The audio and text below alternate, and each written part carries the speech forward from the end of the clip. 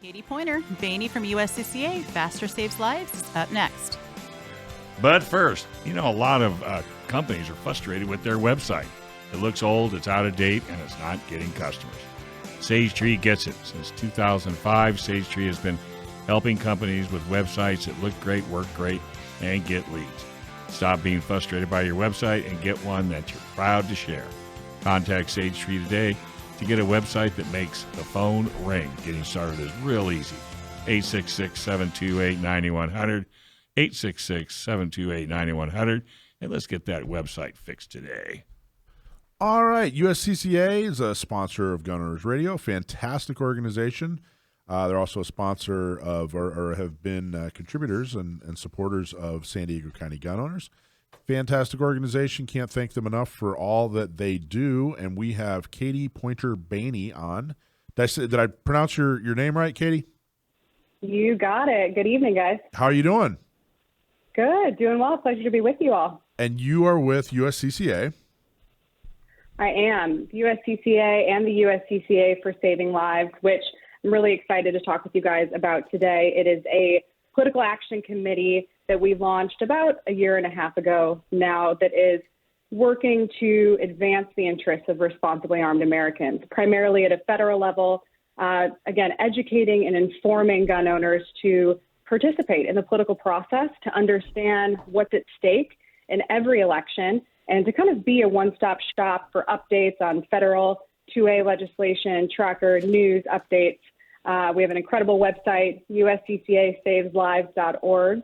And it's a great political action committee. I encourage your listeners to go take a look. I was really excited. I remember when you guys launched this and made you were talking, made the announcements. Everything sounded really exciting.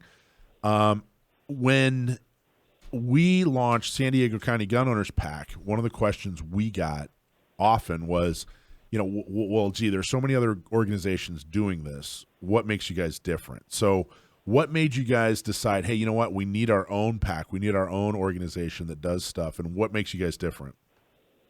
Yeah, it's a great question. I mean, listen, the Second Amendment is under attack at a local level, a state level, a federal level. So I'd like to say that there are never enough players in this game, right, advocating on behalf of responsibly armed Americans. I would hope that we're all in this together, but we really heard from the USCCA members across the country that they wanted someone advocating on behalf of national concealed carry reciprocity.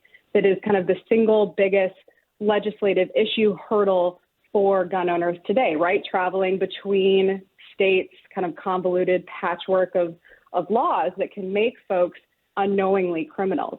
And we were responding to that by launching this political action committee. It's our number one legislative priority is national concealed carry reciprocity, seeing that signed into law and really advocating and highlighting candidates that are going to get the votes to get us to pass that bill. That's really our focus. I'd say our unique too is that we don't believe that engagement should be built on fear-mongering, kind of partisan finger pointing. We want to be incredibly transparent, credible, honest, and we want to encourage American gun owners to participate. You choose the candidate that best aligns with your values.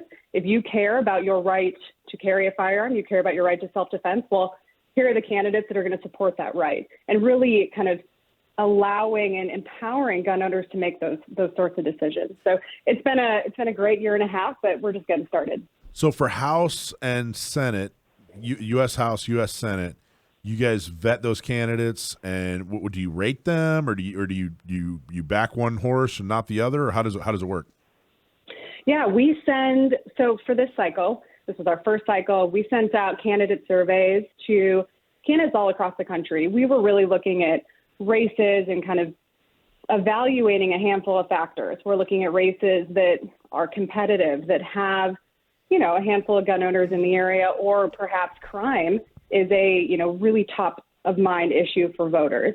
So there were a handful of, sort of qualification factors, but we sent that survey out to 100 plus, I believe, candidates, and we expected to get them back. And there were pretty, you can see it on our website. We posted the survey, really in-depth questions, and pledges, essentially, of how are you going to vote? What do you support? What do you believe in? Are you going to champion the Second Amendment and our right to self-defense? And that's how we kind of went through and decided what candidates we were going to highlight.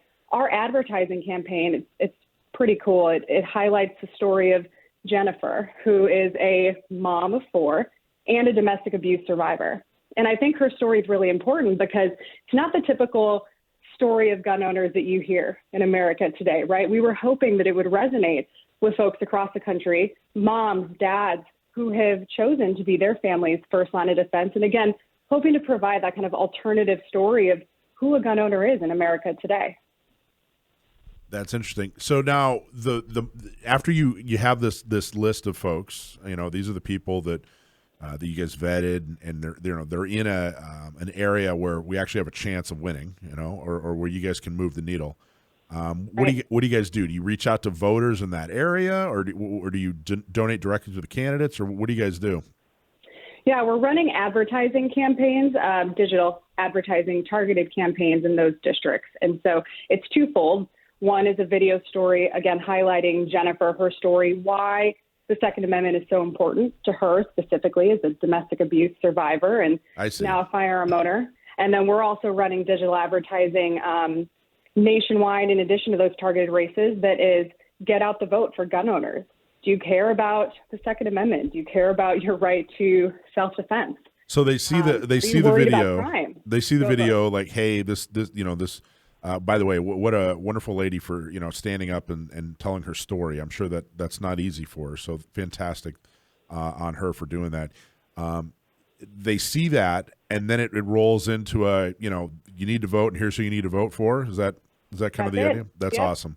That's it. You guys to the specific candidates. You guys do a really good job of getting people to tell their story in general. I've been to a number of different conferences now that I think about it that USCCA was involved in.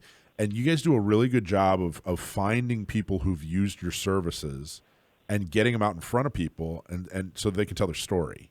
And I think those personal stories are extremely important. You guys do a great job of that.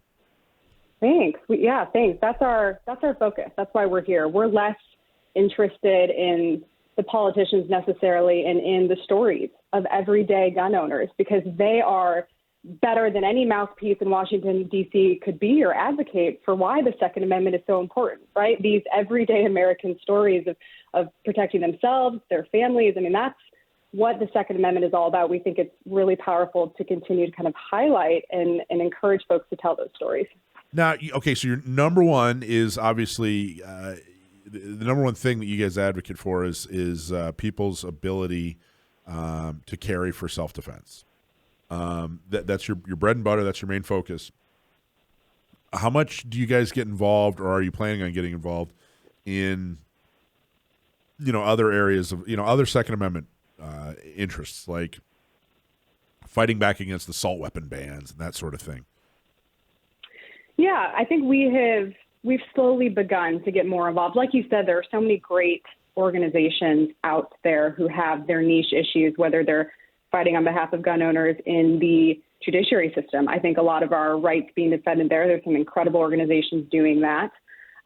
We really wanted to focus, again, on that storytelling piece of lifting the stories of everyday gun owners. But in addition to that, we have gone out to D.C., CEO and co-founder Tim Schmidt and I and Chief Strategy Officer Mike Lowney. We've traveled out to D.C. We're talking with lawmakers at a federal level pretty consistently, trying to serve as a subject matter expert when they are looking at this legislation and considering, for example, the assault weapons ban. We were pretty clear. We sent up a ton of facts and information to relevant committees saying, here's why this is going to fundamentally do nothing to address the issue of crime in this country.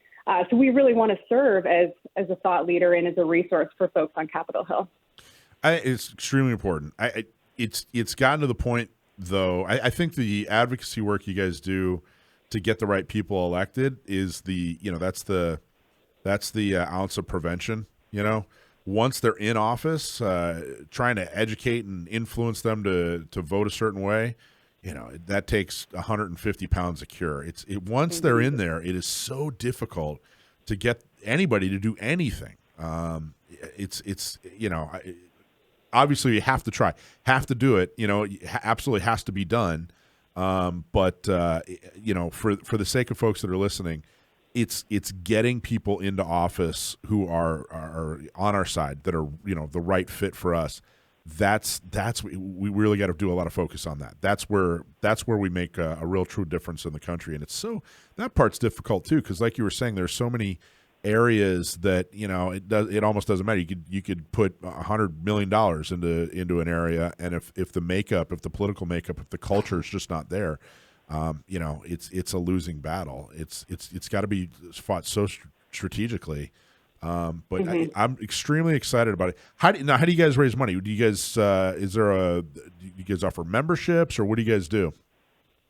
Primarily our fundraising is at a grassroots level. We have over 40,000 donors from across the country. We've raised just shy of $1 million, and very much our efforts have been focused on that grassroots experience, right? Trying to, again, energize, engage everyday gun owners to come join this movement, join our cause. If you want authentic, credible, accurate information about what's happening in Washington, D.C., about your lawmakers, then sign up and kind of join this movement of responsible gun owners.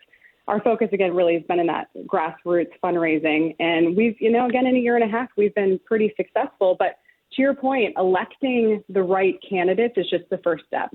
Once they're in office is when the real work begins, and when we have to continue to defend the Second Amendment, to continue to advocate for legislative solutions like national concealed carry reciprocity that's going to make it easier for everyday gun owners to defend themselves and their families. It's been really exciting. It's been fun. I worked in Washington, D.C. for many years. I've been involved in politics for over 12 years, and this is exciting. How can people help? What's the website? If people want to donate and help USCCA be effective with their new political action committee, where can they go? Visit USCCASavesLives.org. USCCASavesLives.org. Thank you so much, Katie. What an awesome job. Thank you. Thanks, Katie. Have a good week. Thanks for watching this clip from Gun Owners Radio. You can watch us live every Sunday from 4 to 6 p.m. California time, right here on our YouTube channel, or if you're in the San Diego area, you can listen to us on 1170 a.m.